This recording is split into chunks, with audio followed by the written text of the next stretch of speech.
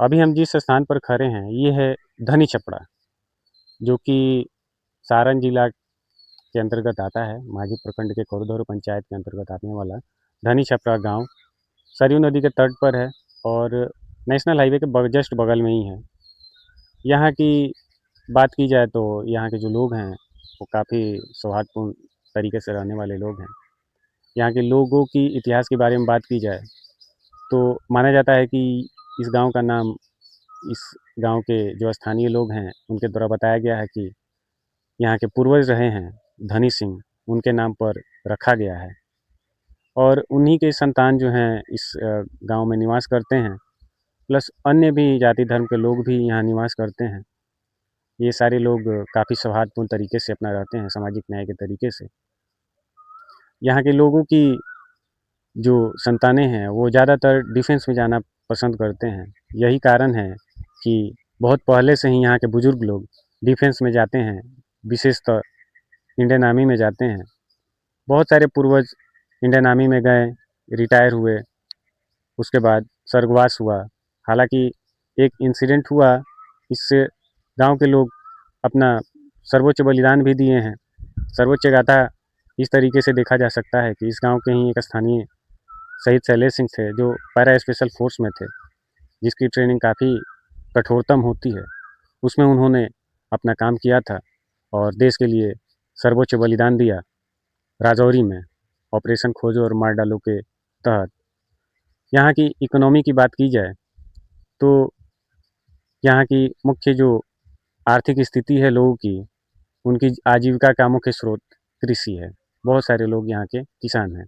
हालांकि कुछ मध्यवर्गीय लोग भी हैं जो कि विभिन्न क्षेत्रों में अपना योगदान दे रहे हैं। एग्जाम्पल के तौर पर आप देख सकते हैं कि बहुत सारे लोग शिक्षा व्यवस्था से जुड़े हुए हैं, पोस्ट ऑफिस से जुड़े हुए हैं, पॉलिटिक्स से जुड़े हुए हैं। अन्य सारे क्षेत्र जो हैं जैसे कि रेलवे हुआ आदि, बहुत सारे सेक्टर से जुड़े हुए हैं और देश के विभिन्न कोने में अपना योगदान दे रहे हैं। यहाँ की धार्मिक स्थिति की बात की जाए तो नेशनल हाईवे के जस्ट बगल में ही घाघरा नदी के तट पर सरयू ये श्री राम जानकी मंदिर है। श्री राम जानकी मंदिर में हमें शैव और वैष्णव का समन्वय देखने को मिलता है। उस मंदिर का निर्माण जो है वो नागर शैली में की गई है, जो कि उत्तर भारत की स्थापत्य कला की एक स्थापत्य शैली है। और पर्यावरण की दृष्टि से देखा जाए तो यहाँ के पूर्वज पर्यावरण के प्रति इतने सजग थे कि इसका अंदाज़ा आप इससे लगा सकते हैं। हम अपने कैमरामैन आदर्श बाबू से कहेंगे कि थोड़ा सा आप इस कैमरे को घुमाकर दिखाइए दर्शकों को कि कितनी दूर दूर तक फैली ये बगीचा पर्यावरण संरक्षण के प्रति सजगता को दिखाती है। इधर भी थोड़ा सा दिखा दीजिए। ये बगीचा इतना घना है कि आप एक छोर से दूसरे छोर को नहीं देख सकते हैं। आज हम देखते हैं इंटरनेशनल लेवल पर कॉप मीटिंग होती हैं, पर्यावरण को संरक्षण करने की बातें की जाती हैं, लेकिन यहाँ के जो पूर्वज थे वो काफ़ी पर्यावरण के प्रति सजग थे। यही रीज़न रहा है कि ये लोग पर्यावरण के प्रति काफ़ी सजगता दिखाते रहें और पेड़ लगाते रहें। इनका मानना था कि अगर पर्यावरण संरक्षित रहेगा तभी ही मानव जीवन संरक्षित रह पाएगा। यहाँ पर यहाँ गांव की बहुत सारी विशेषताएं हैं। यहाँ अपना खुद का खेल का मैदान है।